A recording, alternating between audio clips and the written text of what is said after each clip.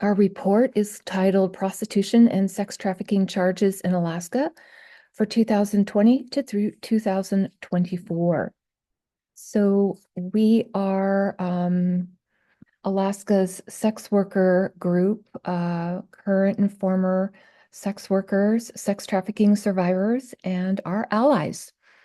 And we have put together this report for your presentation today to educate legislators on how to think about approaching laws regarding prostitution and sex trafficking.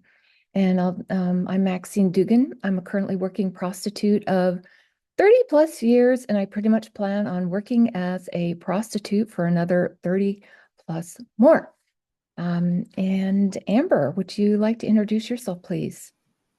Sure, I'm Amber Batts. I am an Alaskan sex worker, and I've been a sex worker for about 20 years.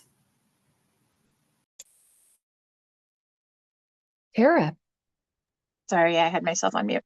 And I'm Tara Burns. I am a survivor of sex trafficking here in Alaska as a minor, and I have about 30 years in Alaska's sex industry.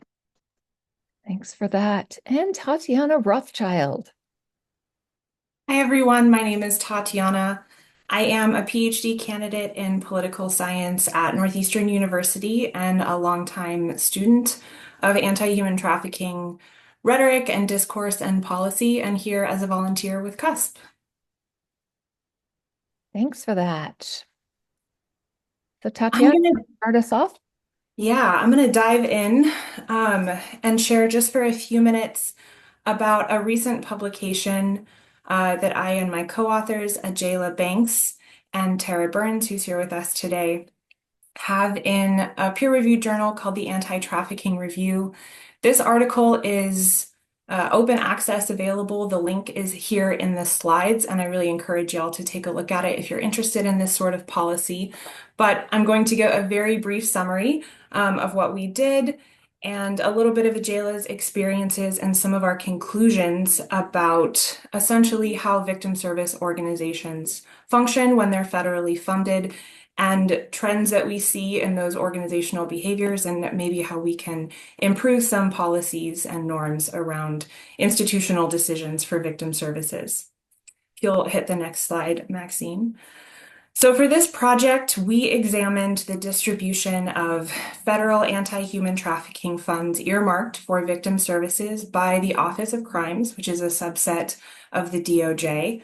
And we followed the experiences of one particular sex trafficking survivor based in Alaska. Her name is Ajayla Banks, and her narrative, her story is shared in the article, which I highly encourage you to take a look at.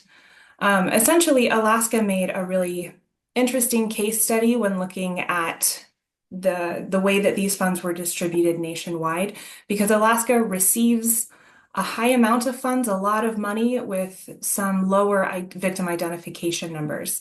So Alaska is one of just a handful of states to receive more than $1 per capita for human trafficking victim services.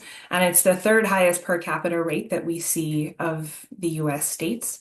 Most of this money is distributed to 6 Alaska nonprofit organizations. And most of those funds, most of those $10 million have been distributed between 2019 and 2022. Whereas the Alaska Department of Public Safety reports 6 reports of sex trafficking, which is just a lower number. The other presenters today are going to talk more at the state level about the kind of cases we've seen.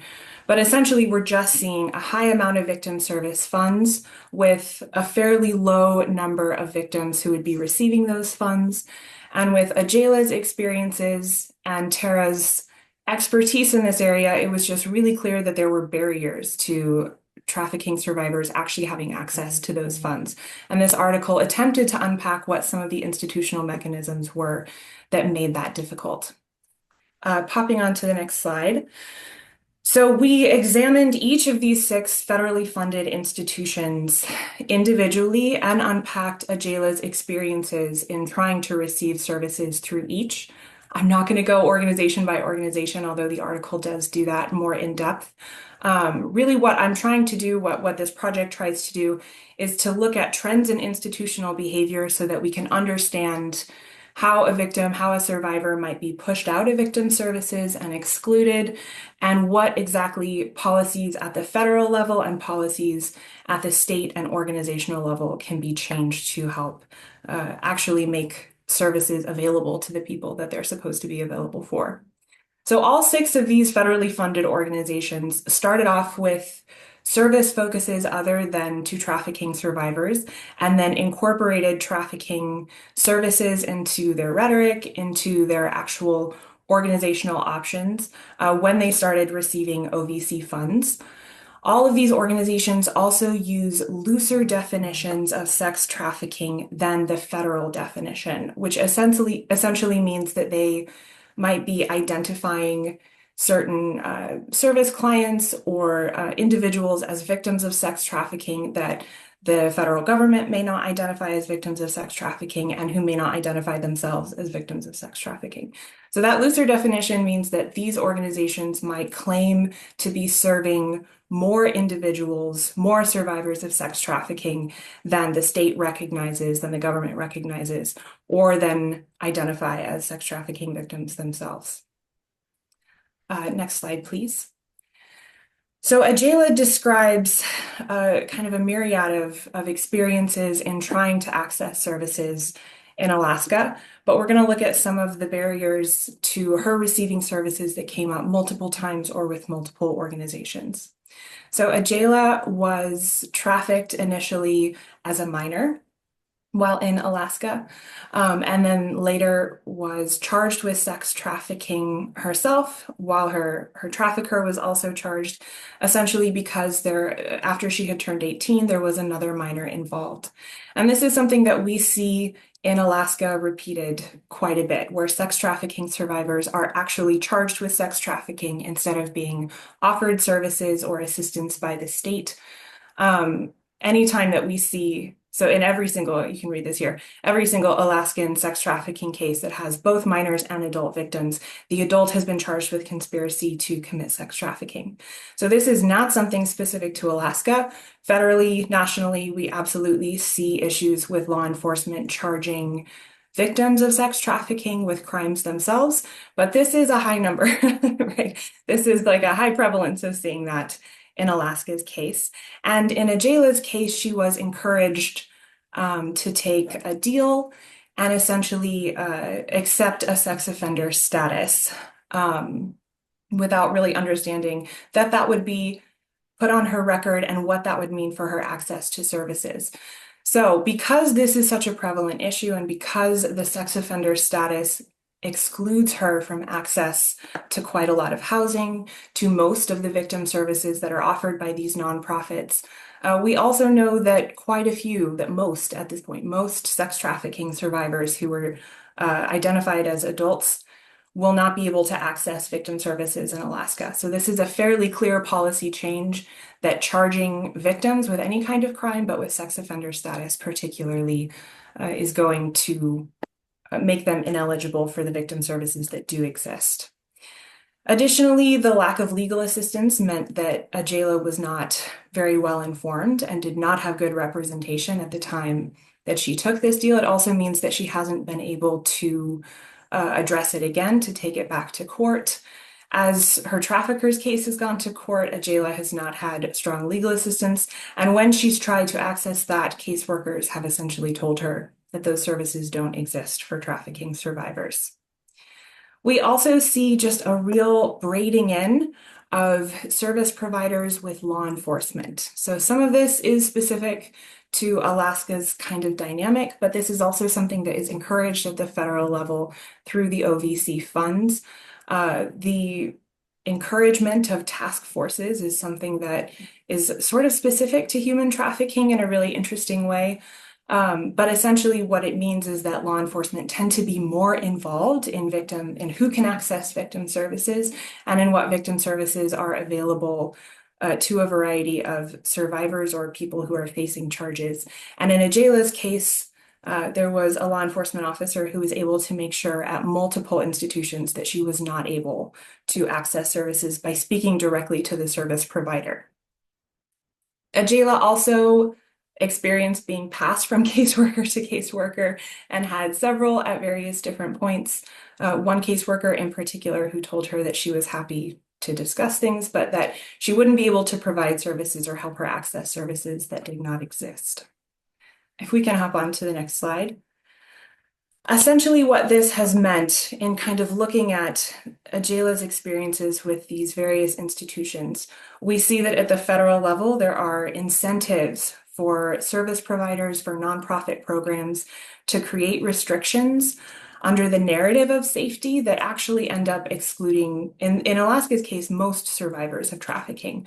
And this encouraged collaboration with law enforcement can be downright dangerous for certain survivors who are facing arrest. It can also just be discouraging for those who've had bad experiences with the police.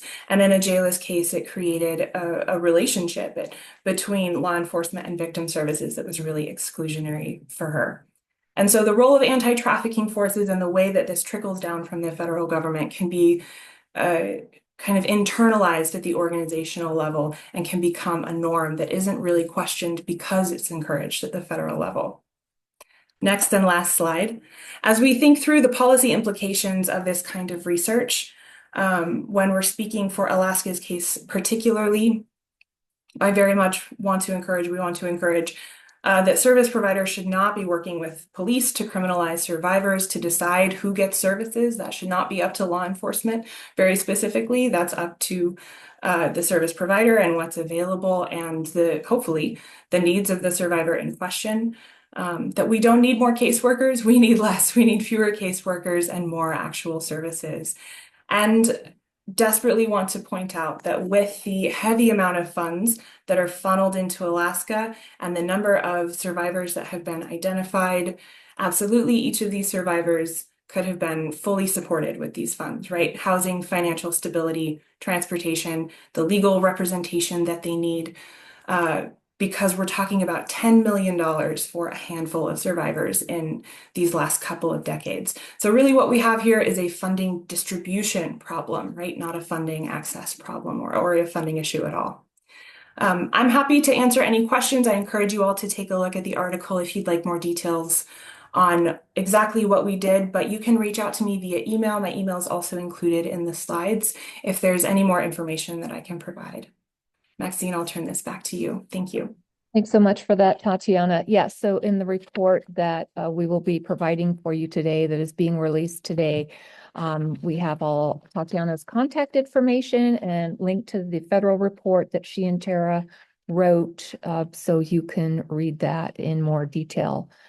Okay, so yeah, so we'll just start with the actual report here on the prostitution and sex trafficking cases in Alaska. So, Tara, do you want to talk about what methodology you used to put together this report today?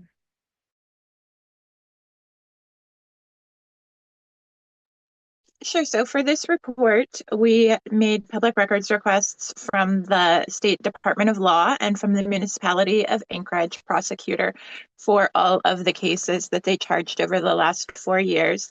The state did provide a list of case numbers, and the Municipality of Anchorage has not yet provided records. They have not provided records to any of our requests since I think about 2018. Maybe 2019.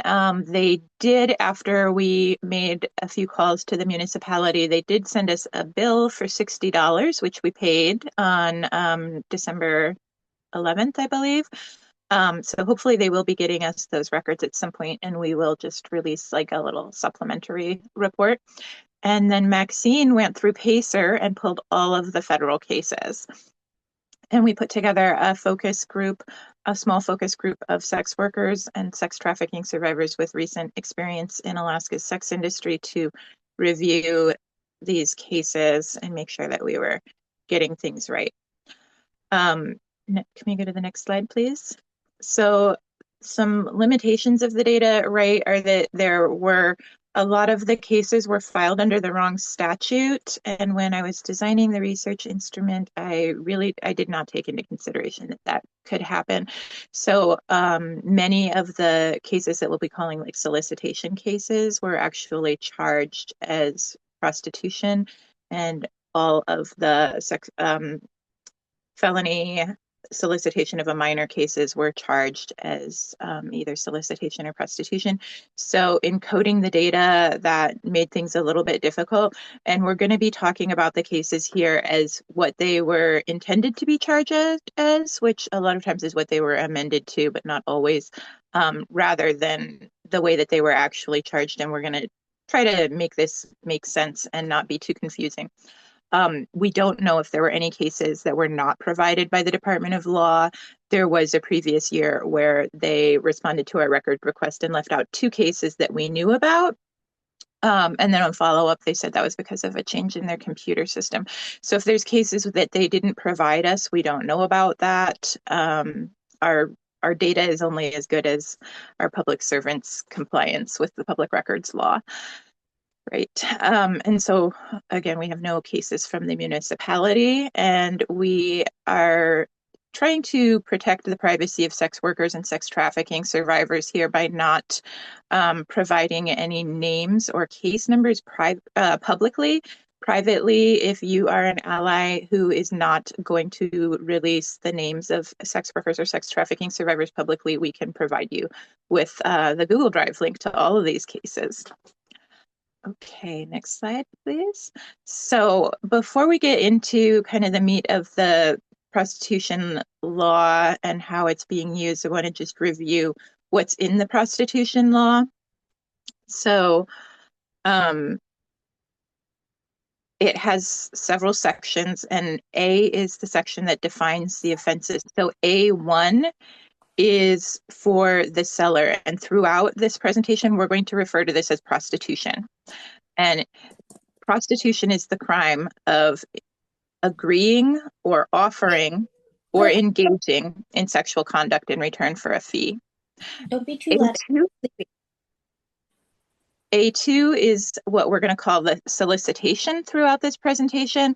And so for the purchaser, it's only illegal to offer a fee in return for sexual conduct. It's not illegal to agree to an offer or to engage in sexual conduct in exchange for a fee. And then down here in section E of the prostitution statute, so we're like skipping down there, it becomes a class C felony if the defendant violates the first section and the sex worker is under 18 years of age and the defendant is over 18 years of age and at least 3 years older than the sex worker. So this is a class C felony. When we're looking at the way things are charged, we want to see these cases with minors be charged as under this E section, which is actually a felony, right? All right, and then we're on to the next slide, and Amber. Yeah, so if you want to move maybe to the next slide so that they can see the report I'm talking about. So this is the prostitution statute that is targeting and harming desperate women living in poverty. So between 2020 and November 2024, the only individual charged under this law, prostitution, what she just went through, and this is under A1, was not a sex worker. It was a homeless woman seeking assistance from a state trooper. So instead of receiving help, she was charged for offering a sex act in exchange for transportation away from a perceived threat. Because this sounds so incredible, we are including the Alaska State Trooper Kevin Gill's description of the case below, and there's 2 images there. So much has been written over the years about the way prostitution laws are used to criminalize poverty, desperation, marginalized women who are not sex workers. Few things demonstrate that better than this description right here. The only case to be charged against anyone for selling a sex act over the last 4 years here in Alaska. So this case involves a woman in the Kenai area. She called the police because she was being followed by a man in a white van and she felt threatened. So by reading this police report, it's really clear that the trooper felt the woman had a history of calling the police, and he seemed very dismissive of her pleas for help. Can do a little breakdown of the police report. So she had recently been released from the hospital. She wanted to retrieve her Quest card. So that's a food card. It's pretty much essential to be able to access food. And she had his phone, and she wanted to return the man's phone to him. When the man refused to give her her Quest card, she didn't give him his phone. And she was, in fact, asking police for help. So when the trooper arrived, she was cold, she was scared. Trooper Gill wrote in his report that she was trying to get into his car. What she was trying to do was get into his car so she could sit there and be warm and safe. Finally, he did let her in the back of his car, we read. But as I read through this trooper's report, it seemed to be filled with a lot of judgment and a lack of empathy for this woman's situation. He wrote that he explained to her that screaming for help so law enforcement could act as a moving company was not an appropriate service provided. He also referred to the man's phone as stolen, even though the woman was trying to give it to the man, and the man was holding her Quest card back and refused to return her Quest card, which the police officer, the trooper, did not report as stolen. So the woman told Trooper Gill that there was a wanted person at the property. Still, the trooper seemed more focused on continuing to dismiss any of her concerns for help or to get to safety. So desperate for help, this woman offered to perform oral sex on the trooper in exchange for assistance in retrieving her card and getting to a safe place. So instead of recognizing her desperation and helping her, this trooper, in fact, decided to arrest her for bribery and prostitution.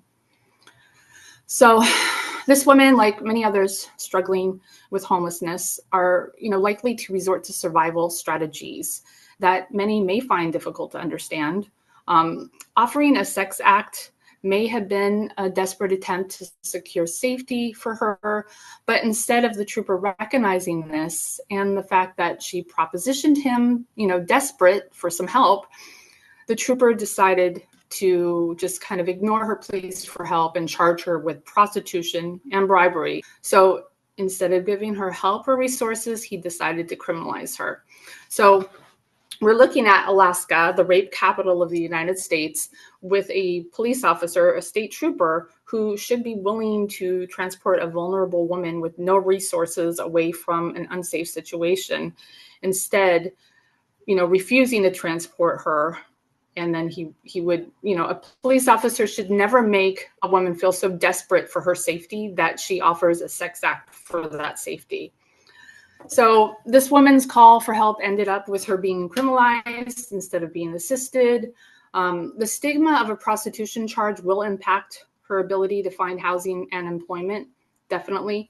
And by arresting her, it makes her, less likely to contact police in the future, which from reading the trooper's narrative is exactly the point. Many people in marginalized communities do not seek help when needing police assistance because of things like this. And you can see through the 2 pages right here exactly kind of what I just lined out. Thank you. Thank you, Amber. And this is lined out in our report. So the readers of the report will have access to it. So I'm going to review the 2 kinds of solicitation cases that are charged under the 11.66100A2 section. So there's a total of 27 cases that were charged during this 2020 to 2024 period. Section 11.66102A says a person commits the crime of prostitution if the person offers a fee in return for conduct, and this is a Class B misdemeanor. So let's see. In 21 of the 27 cases, total cases of what we will call buyer cases. Members of the Alaska State Troopers Special Crime Investigation Unit placed ads online pretending to be us, sex workers, and they advertised low rates, and they also advertised providing unsafe sexual services and arrested men who responded to those ads.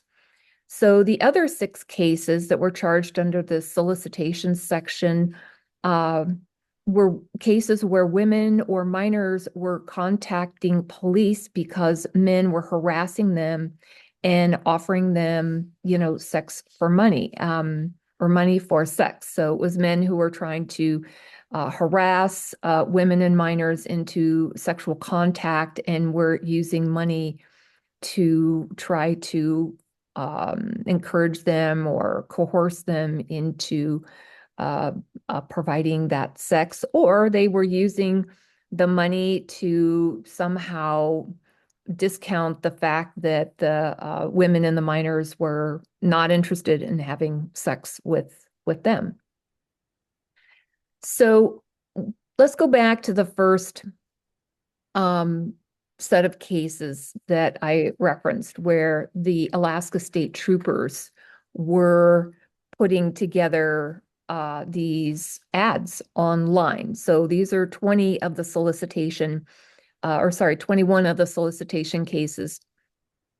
And when the Alaska State Troopers create these ads online offering unprotected sexual services for low rates, they create what we call a market pressure, where they're creating incentives for the unsafe sexual services and the low rates.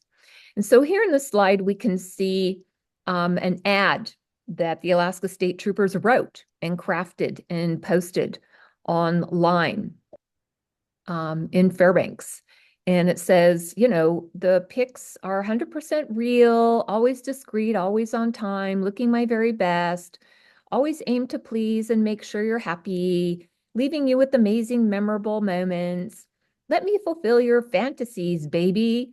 I love what I do, and I take extreme pleasure in providing you with an ultimate passionate service.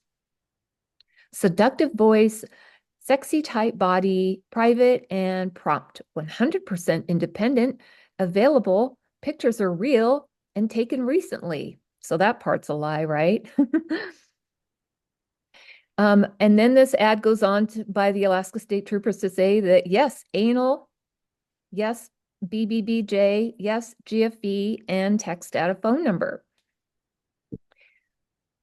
So to be clear that the Alaska State Troopers in these ads that they are posting online in sex worker spaces are advertising for anal sex. They're advertising for bareback blowjobs. That would mean oral sex without a condom, or, full service, which means full service intercourse without a condom. GFE refers to girlfriend.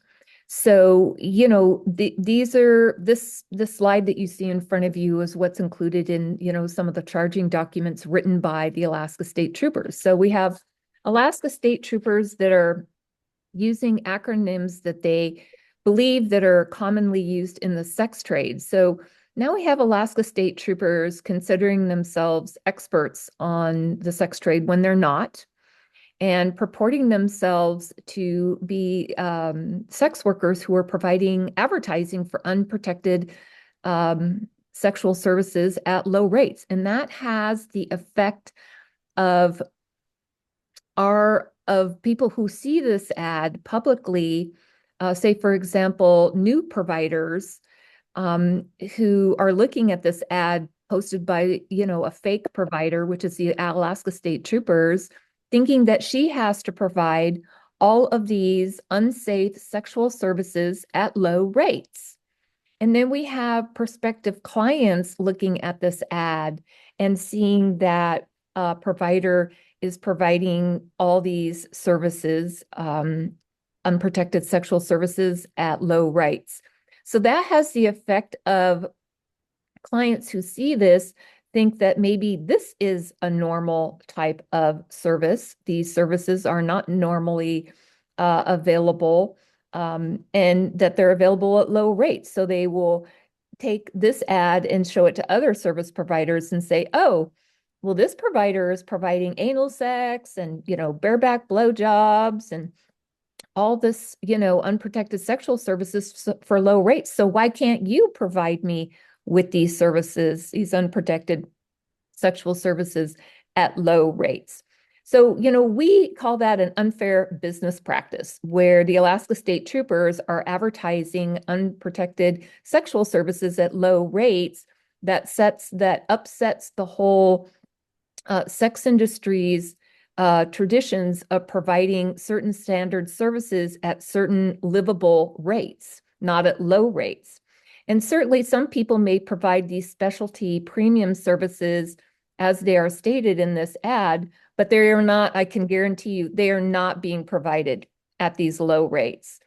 And so these types of ads and these types of prostitution sting operations that the Alaska State Troopers have engaged in so that they can arrest our potential customers has the effect of creating an unfair business practice for the rest of us in the sex trade. And we want that to stop. So let's look at some of these cases that resulted from these stings against clients are dismissed because the police don't even understand the statute that they've charged people under or how it is written, because the statute says engages in or agrees or offers. Well, it's not the clients who are requesting these unprotected sexual services at these low rates to this particular ad, which are really the Alaska State Troopers. It's the Alaska State Troopers who are making the offer and are agreeing. And so a lot of times these cases end up being dismissed because the Alaska State Troopers don't understand what the law says. When people are charged with these types of cases, these prostitution cases, it can be very stigmatizing. So, for example, the Alaska State Troopers did a sting operation where they did all these arrests, and they did a press release where they published all the names of all the men that they arrested for solicitation of prostitution on their website. It's still up there today.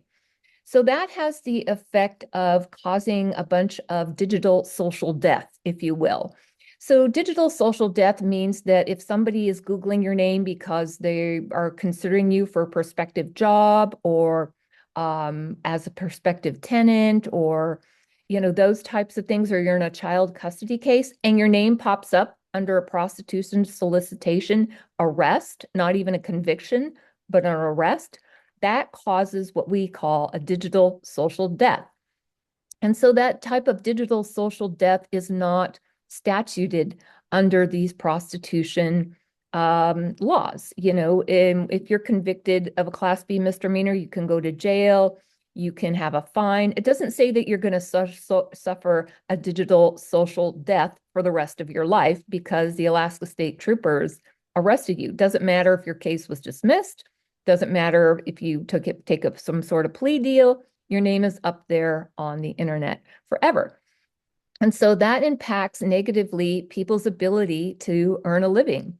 And in fact, many of the men who were arrested in that prostitution sting operation a couple of years ago by the Alaska State Troopers have left the state. One lost his job because his name was published publicly. So, in that way, we see people's ability to maintain their economic circumstances be negatively impacted by these misdemeanor prostitution charges. And when Alaska's in a state already of hemorrhaging a skilled workforce, we just want to cite that the misuse of the solicitation prostitution laws are just unnecessary and should just be stopped.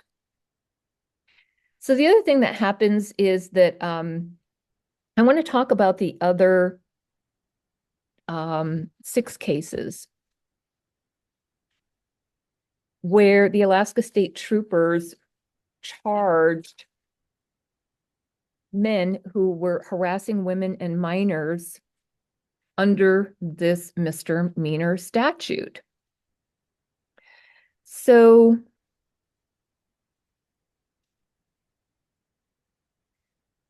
there were 6 of these cases. Prostitution is a business. It's consensual. It's between adults who are empowered to, bargain equally. It does not include the use of money as a tool of coercion. That is not a part of prostitution, right? So there are more appropriate charges that should have been charged under these actual harassment cases. They should not have been charged as prostitution cases for solicitation of prostitution. They should have been charged as harassment, and they should have been charged with an aggravator. So what I mean as an aggravator is that, anytime money is used as a means to coerce somebody into doing something that they've already said no to, then that should be charged as an aggravator. It shouldn't be charged as a prostitution case. And we have some direct language around that aggravator for legislators to consider in their legislative cycle. So in the last 4 years, or 3 years and 11 months, there were 3 cases of sex trafficking of adults charged in Alaska at the state level. There were no cases of trafficking of adults charged at the federal level. So these are the 3 trafficking of adult cases that have been charged in the last few years. The first one is a man named D'Angelo Dutrive. He came to Alaska, and this is there's not a lot of cases to call anything a real trend, but this is definitely a trend, that he was not from Alaska. When we see these cases with men who are engaging in like what we think of as like pimp behavior, they're most often not from Alaska. So he came up here. He was in violation of his parole in another state. He made an appointment with a sex worker and went to her home and held a gun to her head and told her, "Don't worry, I don't want your money. I just want free sex." She was incredibly traumatized, obviously, and she went straight to the police. And we're so glad that the immunity law statute worked, and the police seem to have taken her report and taken the situation seriously and investigated. And they got a glass warrant and had her texting with him, calling him, and he said that he wanted to provide her with protection, and he wasn't trying to get her money. He didn't want her money. He just wanted to lay with her for free, right? So they charged him with sexual assault. They charged him with, I think, with just also regular assault, and they charged him with sex trafficking in the 1st degree.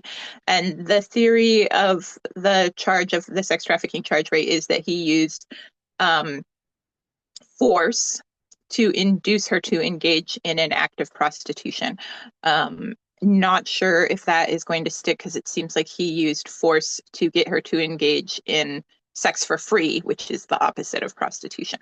The second case was a case of a sex worker's boyfriend. So the police use these third-party databases like Traffic Jam and Spotlight. They give them an alert when a sex work advertiser's phone number is registered to a man. And this popped up. It was her phone number was registered to her boyfriend's name. They made an appointment with her, and they saw that her boyfriend drove her to the appointment to make sure that she was safe. And then after she was in the room with them for longer than the appointment was supposed to be for, he got worried about her safety, and he came to the room. And that is more than enough to charge him with sex trafficking under Alaska state law. And then the third case is an interesting case. This is a case where there were 2 17-year-olds who the year before in 2019, had been minor victims in a federal sex trafficking case. And one of those victims had an ongoing relationship with Detective Torres. And so Detective Torres says that this victim, who is now 18 years old, told him that she and the other victim's boyfriend were pimping out the other victim, or trafficking her. So they made contact with that other victim, the victim in this case, at a hotel. And her boyfriend, who again was not from here and was in violation of his parole in another state in being here, both gave the same story that, she was a sex worker, happy to be a sex worker, chose him and wanted to give him her money. He helped her place ads. He was not accused of forcing her or abusing her. He was only accused of possibly, probably taking advantage of her. There's an age difference, and also it sounds like she might suffer from developmental disabilities. And so he is charged with sex trafficking in the first degree, an unclassified felony under Alaska state law with a 20-year minimum, because in Alaska, our sex trafficking statute defines the age of consent for prostitution basically as 20. So if she had been 21, he would have had to have used force against her to be charged with that crime, but because she was 18, there doesn't need to be any force. So with minors, there were 6 state cases. There were several cases with minors. There were 3 federal cases, and then there were several state cases. And let's go on to the next slide, Maxine. So all of the cases except for one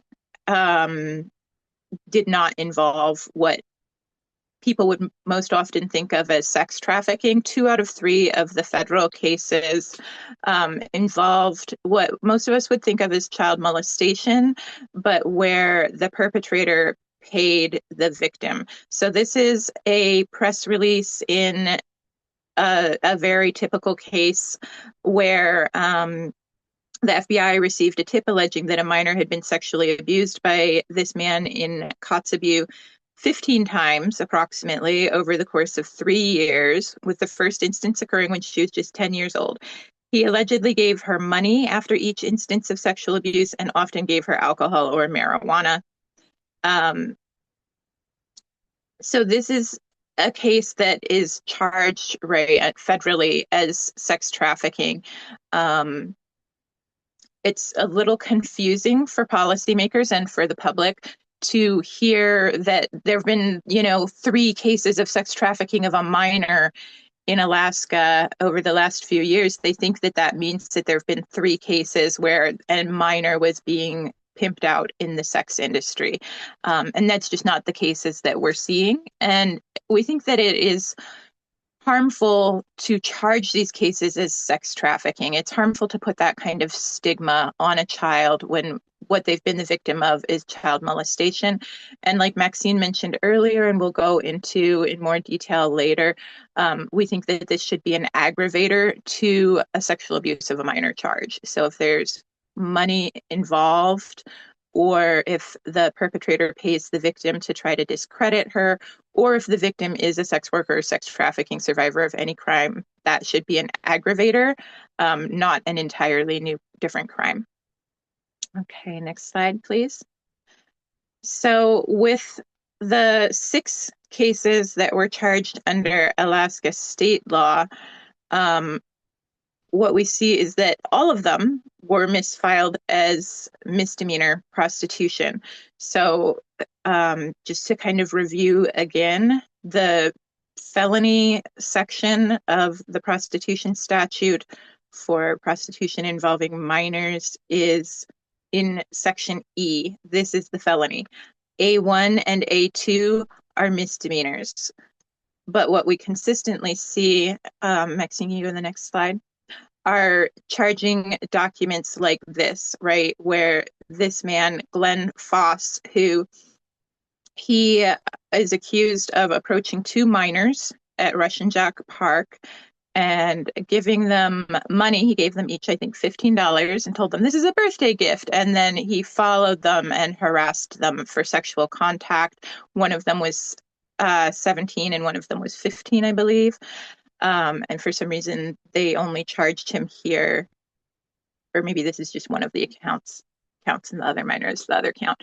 But you see that they are charging him under A2 of the statute, and then they're saying it's a Class C felony. If you look this case up on court view, it's a misdemeanor. It's not a felony. And what these men are being convicted of are misdemeanors and not felonies. So this is really disappointing when the same behavior under federal law, right, is sex trafficking with like a huge big deal charge. But we see these men who are engaging in really predatory, horrible behavior, just getting off on misdemeanors, which of course contributes to Alaska's really high rates of sexual abuse of minors. And then next slide. So what we do see, especially in the cases that, the two cases that involved, well, the one case that involved minors actually being pimped out in the commercial sex industry. And then there was another case in Fairbanks where a man very explicitly paid them for sexual services rather than it being like a, more of a, it was a child molestation, but he also was like, here is some money to make a movie with me, right? So in both of those cases, the minors were homeless. And we, I know, see this and hear this over and over and over again, but it is also reflected in the cases that are being charged here in Alaska. So I'll go over the recommendations. So we do have several recommendations to address what we have pointed out today. One is what you can see there is improve Alaska's public records law by creating a mechanism to hold agencies accountable when they do not provide records in a timely manner as required by law. We have a lot more information on that. We're going to be talking more about that later in the year. Two, pass an aggravator bill, making it an aggravator to target a sex worker or a sex trafficking survivor for violence, or to pay or offer to pay the victim of the crime. So this is exactly what Tara mentioned earlier. This will enhance the penalties for crimes committed against sex workers and against sex trafficking survivors, and it will recognize vulnerability to violence and exploitation against minors as well. So also 3 is separate child sexual abuse from Alaska's prostitution statute and make the presence of money in child sexual abuse or online enticement an aggravator. Number 4, we recommend separate child sexual abuse from the federal sex trafficking code. So this reinforces the importance of distinguishing child sexual abuse as a distinct crime from sex trafficking, and this will ensure appropriate legal responses and protection for minors. 5, create a mechanism that will hold police and prosecutors accountable when they mischarge child sexual abuse as misdemeanor prostitution, and continue that mistake throughout the case by installing a citizen oversight committee at the reporting, charging, and prosecution stages. So this would advocate for oversight and accountability within the justice system to prevent the re-victimization of children and ensure proper charges are filed. Number 6, decriminalize sex workers, romantic partners, and support staff we hire for our safety by removing the statute 1166.120 through 135. So by criminalizing these relationships that can really isolate sex workers and sex trafficking survivors that are working, and this can increase our vulnerability. And the last one, 7, is safe, accessible housing for minors, particularly those who are LGBT or members of other marginalized communities. This is essential in stopping child sexual abuse and sex trafficking of minors. So housing cannot be run by religious organizations, religious-based organizations and nonprofits. So safe and inclusive housing will prevent the sexual exploitation of minors. We hear that time and time again that access to housing is a very important issue. So you can read this report and you can find other reports and a lot more information on the CUSP website. We're going to have that listed at the end, but that is sextraffickingalaska.com. And you can find this specific one that we're talking about today right under the research and publications menu. And this is like the first one on there right now. That's all. Thanks. So we have a few bill drafts that are in search of sponsorship this year. The first one is the aggravator that you've already heard so much about, but this would basically create an enhanced sentencing if a perpetrator targeted a victim and they were a sex worker or sex trafficking survivor, or if they used money to try to portray their victim as a sex worker in an attempt to discredit their victim, or just, introduced money into the situation in any way.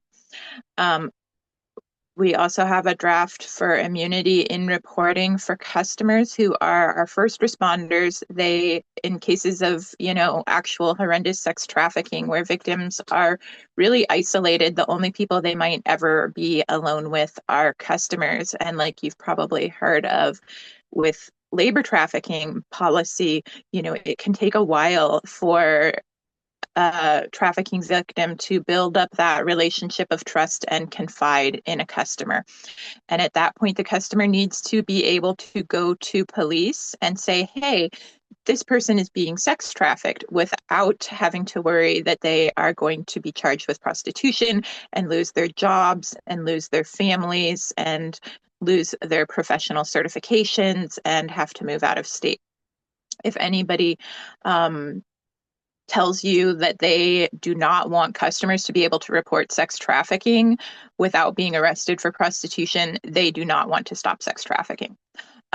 We have a statute to criminalize police sexual misconduct, or to make it illegal for police to engage in sexual penetration or sexual conduct during undercover operations. To remove prostitution convictions from people's records, so that, for example, the homeless woman who was charged with prostitution for asking an officer for a ride away from an unsafe situation could have that removed from her record and be more likely to be able to obtain housing and employment as she moves forward with her life. And then, of course, to remove the prostitution statute.